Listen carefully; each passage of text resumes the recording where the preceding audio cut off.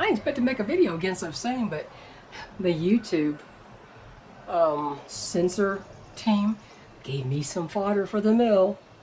Somebody once said, I don't know what that means. What does that mean? It's like, well, there's another example of education gone wrong. The way they do things, now I realize that they take AI and it gets keywords and it sends them over there, and sometimes I think a human doesn't even get hold of it to assess anything, and it's just bam, you have a strike. We've removed your content. Well, that happened to me this morning. I made a comment on a news outlet's video, and I said, I'm just going to say this, the Queen of Denial is an ugly woman. And really, that was all I said. I got a thing that popped up and said, comment you left may have violated community guidelines against cyberbullying and bullying. I'm like, what are you talking about?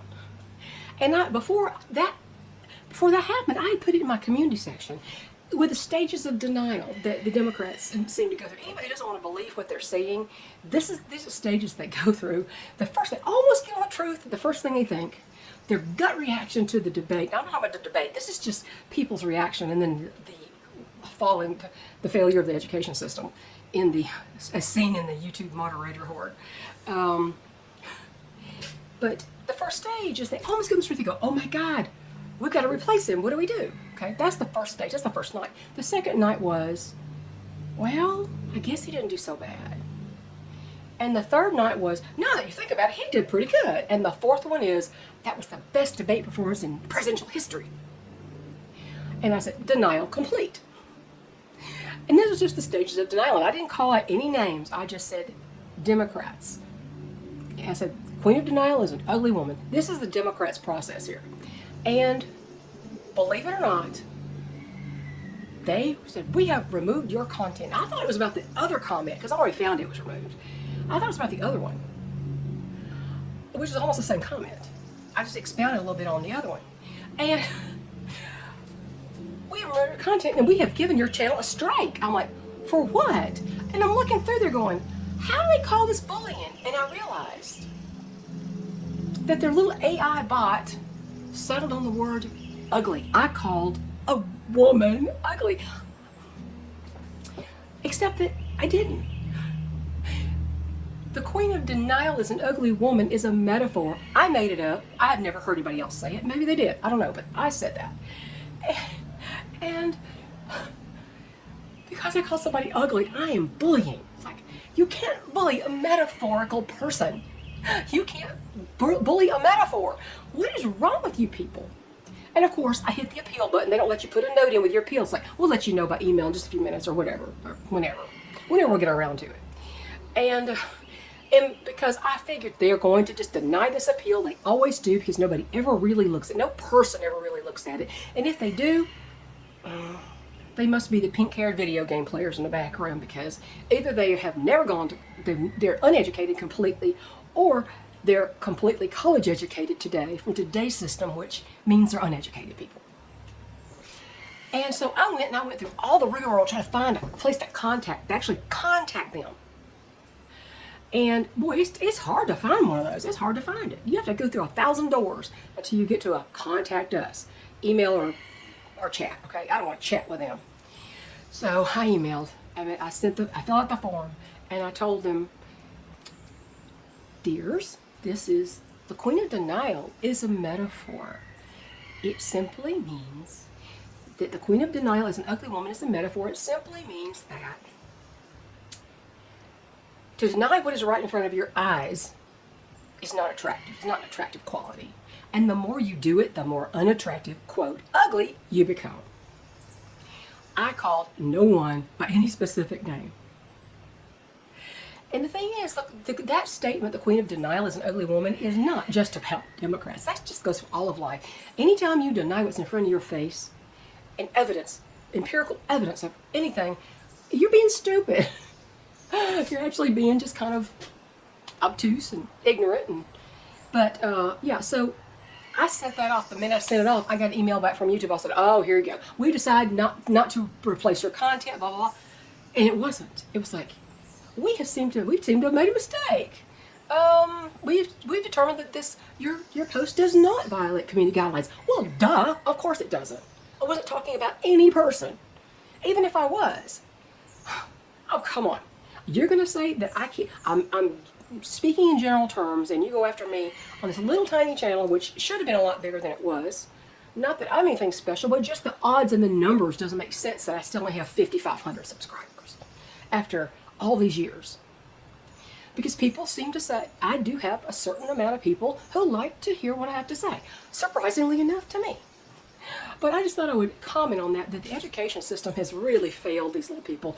I mean, I said, you pink-haired censors need to get a new day job. You're fired, just what I said to, not to them, because, but they get insulted all the time. Why would they do anything? I mean, they probably hear millions of insults every day.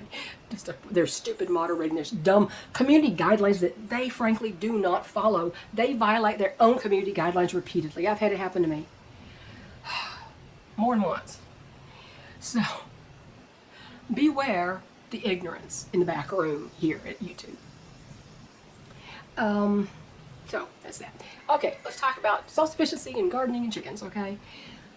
Chicken report. I'm going to try to put pictures up of what I'm talking about as I talk. Luna.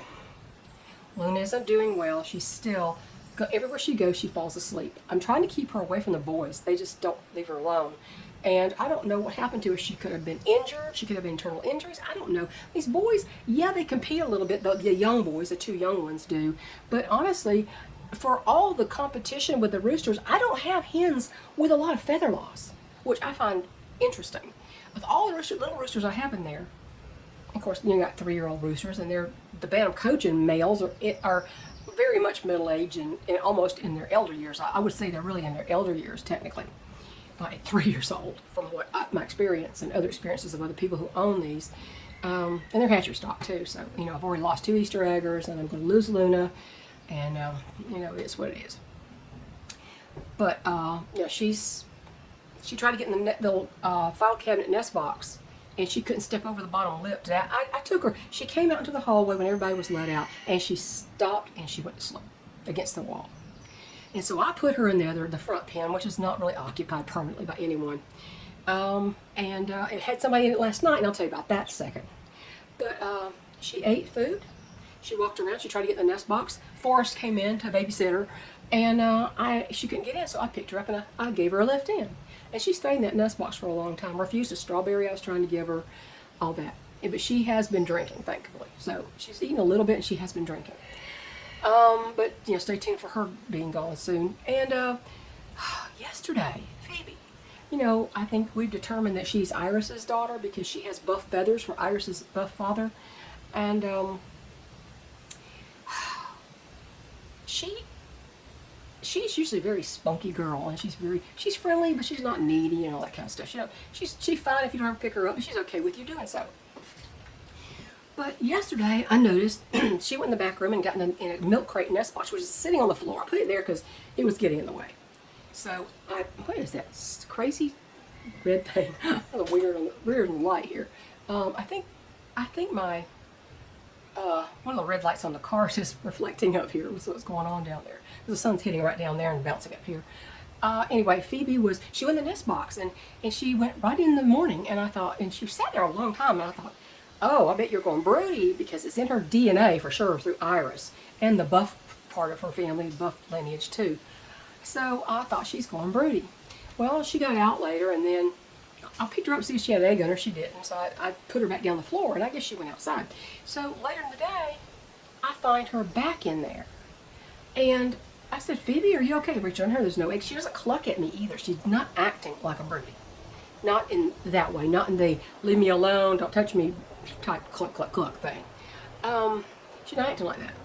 And so I pull her out and I sit on the floor, and she can't stand upright. She's squatting. She's not standing up all the way, and she looks dazed. Her eyes look dazed. I'm like, oh no, what's going on with you? And I put her in places, and she just stay there, and she could walk, but she could walk very slowly and kind of squatted down. And I thought, I wonder if the boys hurt her, because that was sudden. I mean, we haven't had a build up like with Luna. This is just sudden. So I'm thinking maybe that's what happened. But so last night, to keep the boys from jumping her, I put her in that front pen, which is vacant, has a waterer, has food in there, so I put her in there. And she could fly up to the roost bar. It has one roost bar. She could fly up there. Now, she didn't want to very often. She'd fly down, but she wasn't eating, and she wasn't really drinking, and she kept kind of crouching down, and so I thought, I'm just going to leave her in here. And I told my husband, he said, why don't we just give her some baby aspirin? I said, she could have been hurt by the boys. Axel and Dane are always competing with each other. The other boys are not likely to hurt her. It's just the young boys that are a problem for some of these hens. And so we got her, we gave her 2 baby aspirin, the 81 milligram aspirin, gave her 2 of them. And this morning I go out and she's walking perfectly fine. So I think it was just they pulled her neck, or they did something that hurt her, pulled a muscle or something, got her in a bad position. So she's okay, thank goodness. But yeah, there's so many things that can happen to chickens, and you just honestly can't diagnose most of these kind of things with a book. You have to have experience, and I got too much of that kind of experience, leg injuries and such. So anyhow, that's the deal.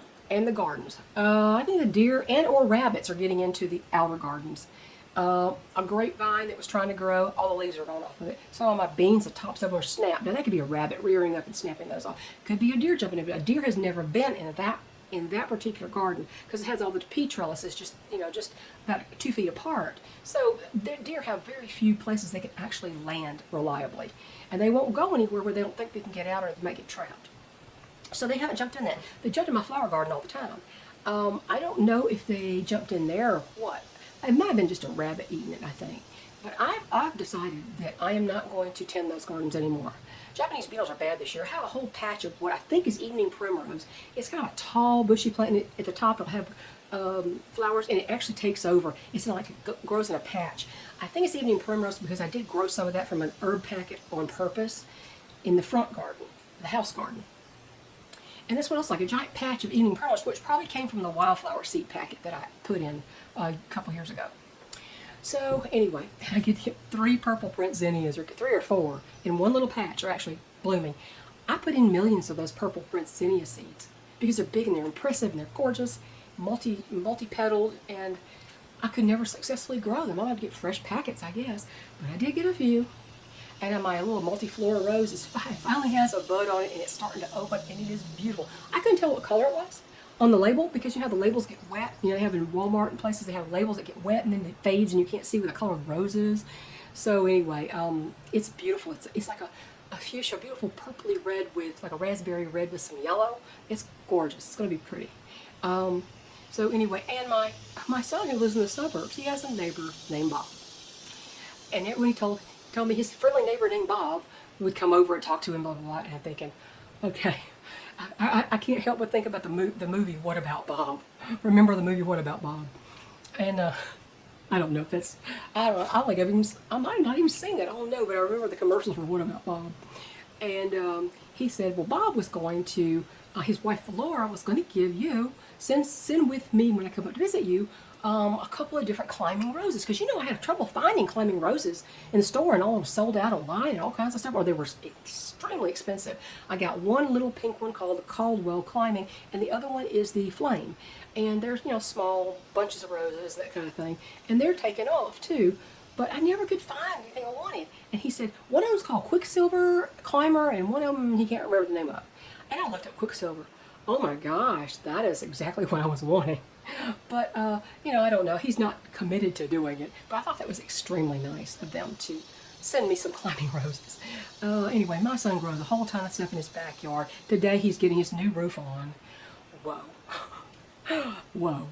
Oh my goodness. Anyway, it's crazy. I mean, we had to buy a new car. He had to have a new roof. I hope I don't have to have the new roof before I pay this car off. So that's what's going on today. And I just thought I would mention that.